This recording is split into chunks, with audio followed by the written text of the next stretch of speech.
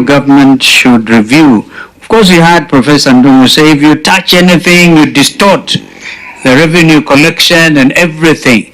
We are here to convince you, our dear friend, Professor Ndungu, you can review some of these taxes. And instead of having your revenues going down, this is a submission, you will go even to the optimum level. You'll be able to raise so much. Kenyans will willingly give, but not when you have 20, I think, how many items. You'll be hearing from Honorable Eugene Wamalwa on the number of some of those things. And then G to G.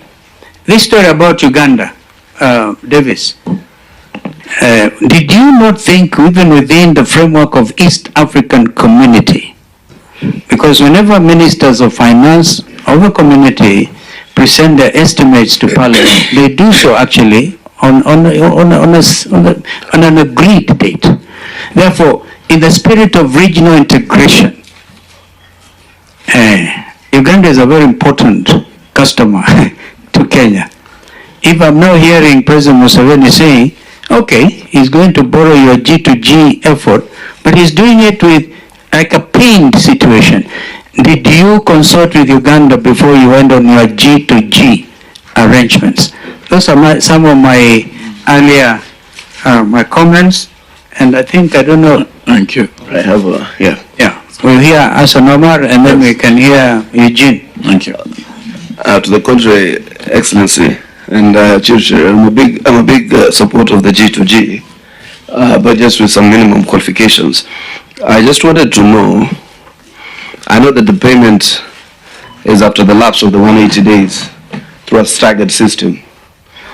My question is, at what point does the G2G framework lapse? You now have to pay the entire sum. And number two, are the prices hedged by any chance? Because yes, if today the prices are going up, there's a likelihood that they might also go down. I remember when I was sitting in the investigations on Kenya Airways, one of the things that was said to be fatal in the Mawingo plan or in the operations of Kenya Airways was hedging of the fuel prices. So the price is hedged. Number two, I may not have mentioned it directly, but you had mentioned it somewhere that there were very oppressive PPAs, power purchase agreements, that had been signed by certain producers of electricity. Is it time we bit a bullet and be able to bring some of them to either a close or to termination? And I know that sometimes the worry of governments is always the liabilities that come with that type of drastic action, particularly the fact that we have a very robust court and many investors look at Kenya. Without interrupting you, Hassan, you're referring to independent power purchasers or producers, right? Yeah, PPAs. Because that issue is also, in fact, I wanted Bill Lokero also to deal with it, but please continue. Yeah, so and then I overhear this whole issue about investment here, investment there, investment here. We are building this, we are building that. Will all these investments ultimately bring down the cost of electricity? There is a large allegation that the KPLC is owned by a certain mother of ourselves, and she sells this electricity very punitively to us. So I think if you might be able to address the supply chain, but in terms of now the demand, will you be able to enjoy more affordable electricity or cheap electricity? Hinga, the Excellency will tell you that I've been your biggest proponent here, very passionate about the housing agenda, because it's part of our social contract to give dignity to our people, and I heard you allude to it. You know, the irony is that in Kenya, as we create wealth, we must also bridge the gap to ensure that the dignity of the poor is improved. So we cannot just be saying that we wait for the economy to improve and that's when we start to build houses. We must do both simultaneously or concurrently. But I just wanted you to clarify that this money is not actually for building houses. You're actually facilitating private investors to build these houses.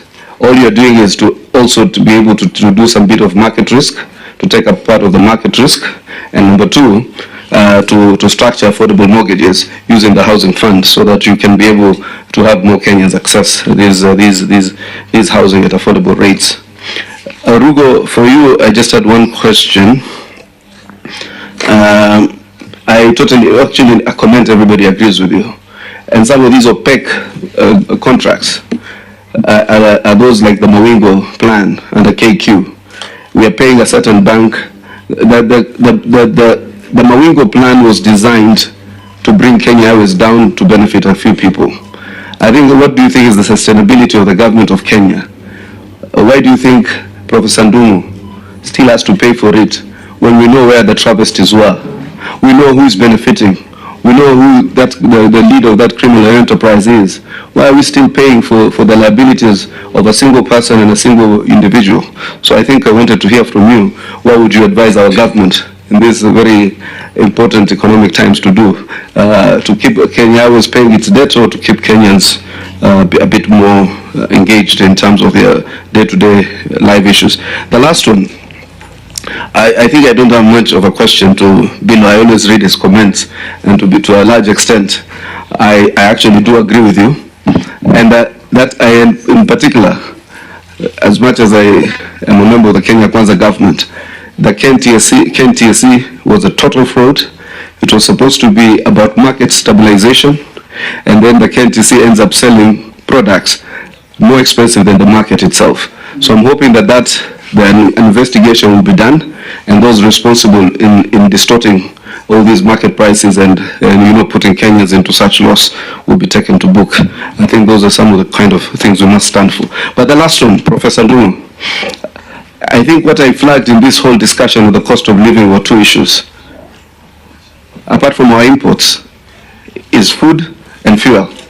And fuel is tied to the dollar. And I really liked your idea about the nominal exchange rate in terms of having an automatic stabilization. But what we hear is that people are holding on to these dollars.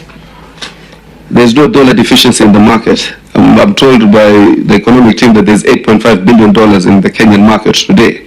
But because you have left the market take charge, so I can hold on to my dollars. I also have a few dollars these days, and I hold on to them because I know what was at 138 a few months ago is now even I take loans from friends on Kenya shillings. I know that as the dollar strengthens, I'll just liquidate my dollar account and pay them back.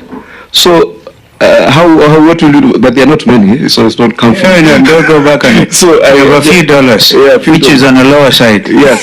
So if I am thinking like that, what of others who have a larger cachet? So you've left it to the market stabilization, automatic stabilization, but then you're not doing much to ensure that those people with dollars put their dollars in the market, so that at least the rate of the dollar is mitigated. So as we leave it to that free flow, we must also make sure that we put in some minimum regulation to ensure that those with dollars are able to put them into the market, or to ensure that the rate is stabilized at a certain point.